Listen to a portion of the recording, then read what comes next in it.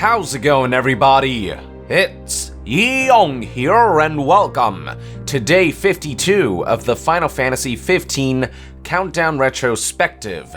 Before you proceed, I highly recommend you check out day 53, in which I discuss the second trailer ever of Versus 13, which was released through a special DVD included in Square Enix's Cloud Volume 1 book published by Dengeki. In this video, I'll be discussing some brand new screenshots of Versus 13 released by Japanese media outlet Famitsu. After Versus 13's Dengeki trailer made its way to the general public on December of 2007, the year came to a close, marking the beginning of 2008. It wouldn't take long for the new year to bear us with some news of the highly anticipated title.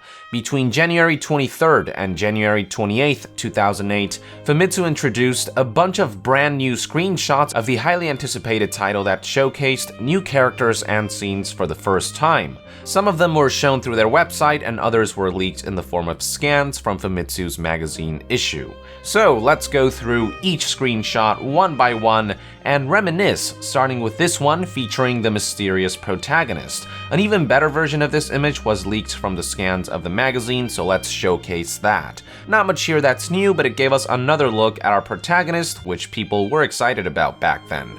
Next up, we have a blonde woman standing in the middle of a moonlit street. Once again, a better version of this image was leaked from the magazine via scans, so I'll be showing that instead. If you recall, in one of my previous Countdown retrospectives, I talked about a trailer shown behind closed doors during Tokyo Game Show 2007, which media outlets later reported about through articles. In these articles, one of the things they mentioned was a beautiful blonde woman standing alone in the street wearing a black skirt and a white shirt. Through this screenshot, we were shown for the first time what the beautiful blonde female character actually looks like. This next screenshot showed us a better look of her face, and judging by the way she's facing opposite to the protagonist with this confrontational gaze, seemed to suggest that a battle is imminent. The conflict escalates as we see the same blonde woman summoning her rapier while magic symbols appear and hover behind her. We can see this in more detail through the scan version of the image. Those articles detailing the TGS 2007 trailer also happen to describe this particular scene, so once again, this was our first glimpse of that. In response, the main protagonist also summons his weapon as magical symbols hover behind him. Unfortunately, as we know today, we never got to see how this confrontation pans out, since the blonde female character was later replaced by someone similar but entirely different. Moving along, this next screenshot showed us for the first time the mysterious protagonist party of four. The TGS 2007 trailer articles that I talked about before have already given a description of this raggy-looking blonde man who wields a pistol, but the other two characters were never talked about or shown to anybody until now. We know who these characters are today, but at the time, all we knew is that they were somehow friends with the protagonist. It didn't take long for fans to assume that these three characters will likely join the protagonist in his quest and act as party members. Speaking of the raggy-looking blonde man with a pistol, we got our first good look at him through this screenshot. Like with the beautiful blonde woman prior to Famitsu's blowout, the general public had heard about this character through word of mouth, but this was the first time they actually got to see what he looks like. Some people also noticed that the architecture in the background and the overall aesthetic of this setting was very different from the city in which the protagonist fights off the platoon of soldiers or where the blonde woman stands alone on the street. This city looked far more fantastical, featuring a bright, castle-like building in the background. This just goes to show that Versus 13 was never meant to be 100% dark. Lighter tones were also planned from early on. On the topic of lighter tone, here we see one of the party members screwing around with the raggy blonde man. I think this was the first time that the general public got a glimpse of the camaraderie between these characters, which still plays a big role in Final Fantasy XV. Another such screenshot can be found in one of the scan images, which shows the raggy blonde man screwing around with the protagonist. A better look of this group of friends can be seen in this next screenshot, who seem to be walking towards their car in this badass boy band fashion. This image painted a very clear image of what their outfits and fashion style, if you will, looks like back then. Also, this was our first glimpse of what the typically dark and gloomy city looks like during broad daylight. Next, we see the protagonist and friends huddled up inside the car with urgency written all over their faces.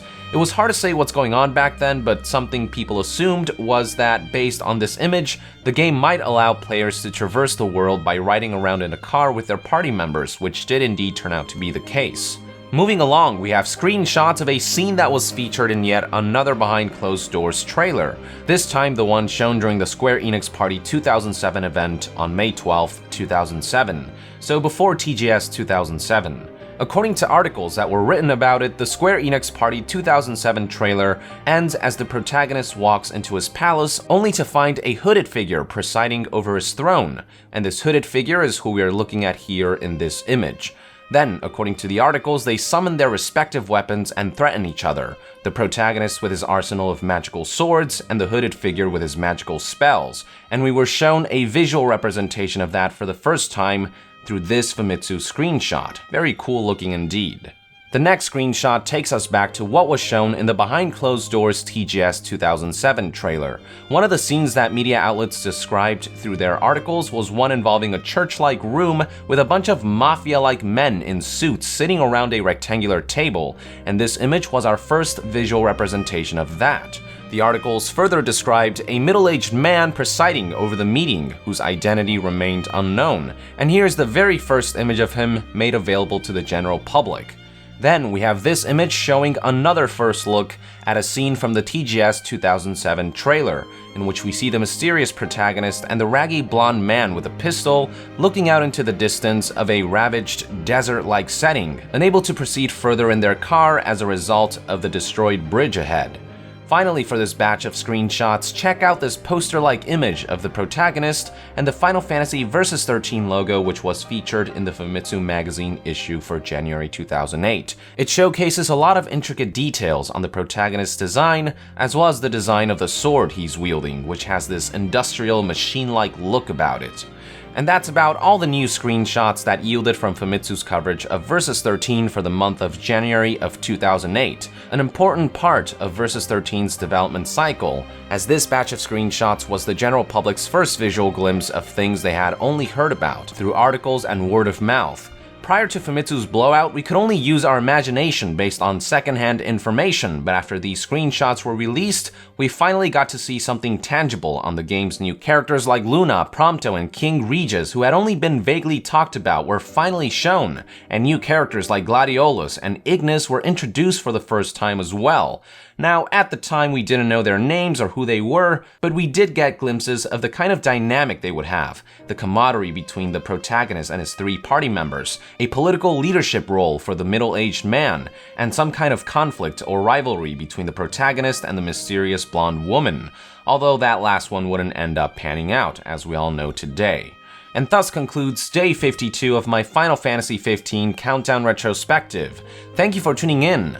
Look forward to a new episode every day at 12 AM Eastern Standard Time until the game launches on day 0. And in the meantime, let us know in the comments below any memories that these screenshots may have sparked for you guys from when you were following Versus 13 all these years ago. And to be further updated on all things Final Fantasy, stay tuned right here on Yong Yeah. I'll see you guys next time. Yong out!